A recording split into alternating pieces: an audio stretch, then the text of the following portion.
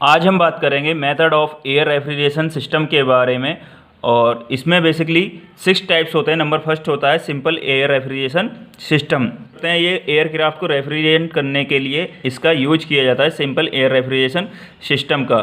और इसमें आगे बढ़ने से पहले अगर आपने प्रीवियस टॉपिक का वीडियो नहीं देखा तो लिंक आपको डिस्क्रिप्शन में मिल जाएगा और ऊपर आई बटन में भी मिल जाएगा, आप वहाँ पर जाकर चेकआउट कर सकते हो। तो चलिए जान लेते हैं सिंपल एयर रेफ्रिजरेशन सिस्टम या सरल वायु रेफ्रिजरेशन निकाय होता क्या है। तो बेसिकली इसमें क्या क्या मेथड होते हैं, क्या क्या प्रोसेस होते हैं और क्या क्या इसमें चीज़ें होती हैं, कैसे कैसे वर्क करती हैं, तो सारी चीज़ें समझते हैं थ्रू ए डायग्राम। तो आप यहाँ पर देख सकते हो सिंपल एयर रेफ्रिजरेशन सिस्टम का डायग्राम आपके सामने है। मैं आपको इसमें समझाने की कोशिश करता हूँ ये कैसे वर्क करता है।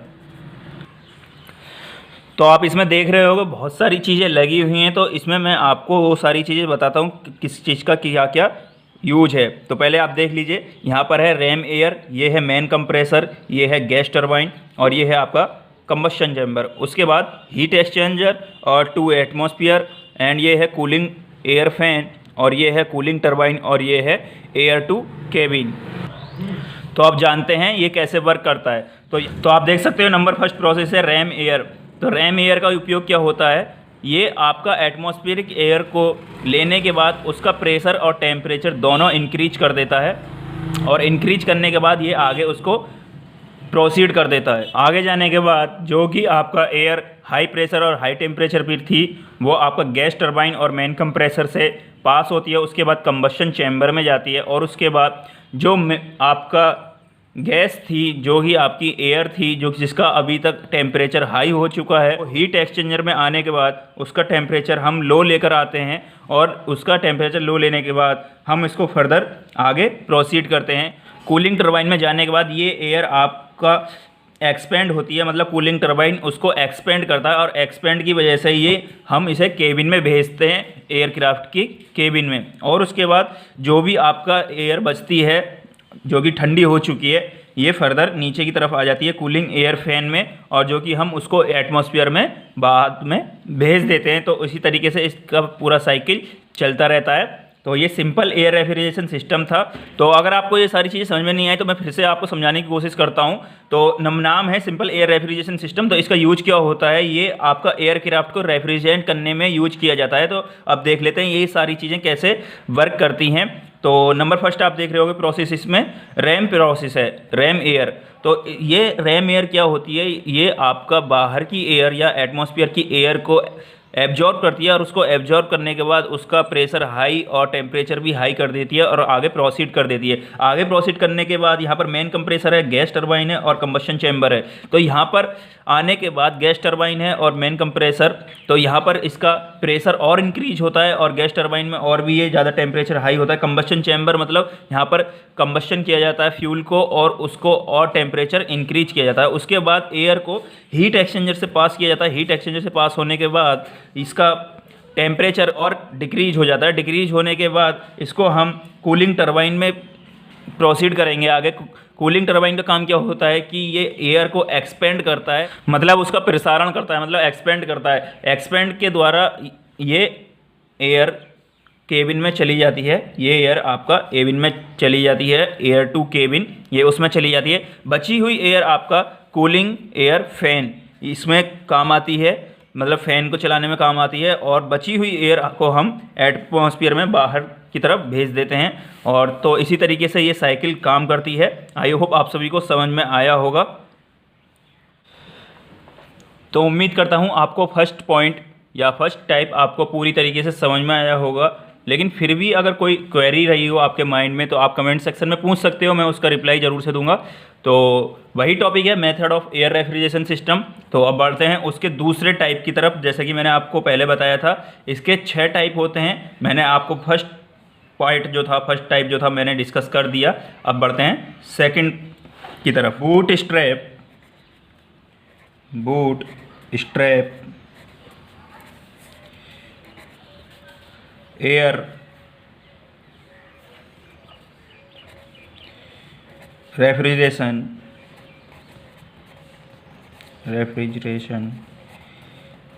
सिस्टम।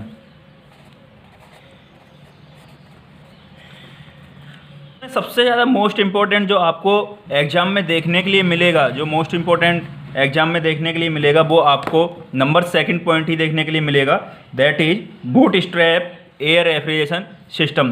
तो ये इम्पोर्टेंट है, आपको एग्ज़ाम में देखने के लिए मिल जाएगा। चलिए तो बात करते हैं इसमें क्या क्या प्रोसेस होता है और कैसे कैसे काम करता है और ये क्यों यूज किया जाता है। और इस सब को जानने के लिए एक डायग्राम देखेंगे, डायग्राम की हेल्प से ये सारी चीज़ें जानने की कोशिश करते हैं। तो आप यहाँ पर देख सकते हो second type boot strap air refrigeration system. तो इस तरीके का इसका डायग्राम होता है। चलिए तो इनका नामकरण कर लेते हैं। तो यहाँ पर इसका ये एटमॉस्फेयर एयर होती है, मतलब एम्बिएंट एयर, ठीक है। ये आपका प्रोसेस होता है, मैंने लास्ट वीडियो में भी बताया था, रैम एयर।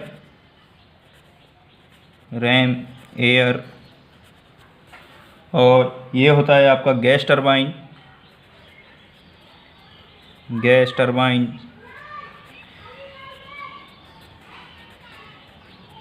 और ये होता है आपका मेन कंप्रेसर।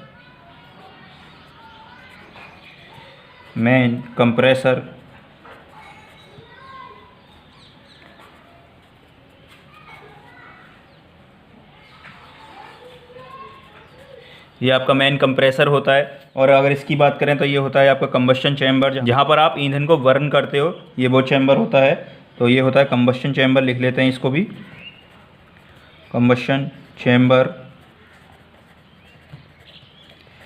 और ये होता है आपका हीट एक्सचेंजर। तो इसमें दो लगे हुए हैं, तो ये है आपका फर्स्ट हीट एक्सचेंजर।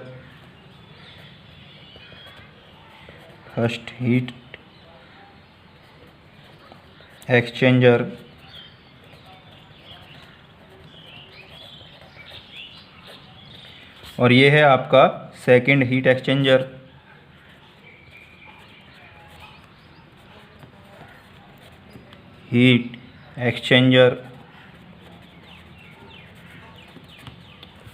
ठीक है।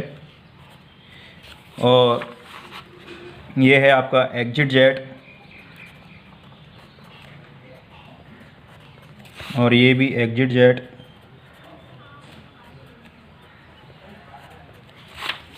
और ये है आपका कूलिंग टरबाइन।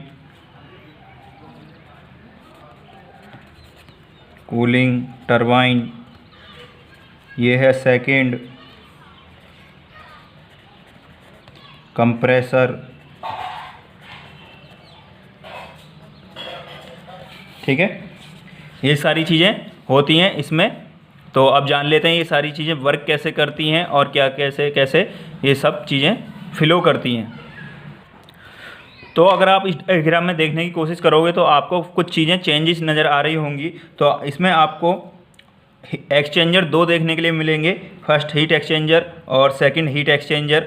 और जो आपका कंप्रेसर होता था, जो आपका ये सेकंड कंप्रेसर है, तो जो आपका कूलिंग टरबाइन होता था, फैन होता था, टरबाइन होता था, उसकी जगह आपको इसमें प्लेस किया गया सेकंड कंप्रेसर। जो आपका कूलिंग टरबाइन और एयर टू केबिन होता था, उसकी जगह पर ये चीज़ें प्लेस की गई हैं।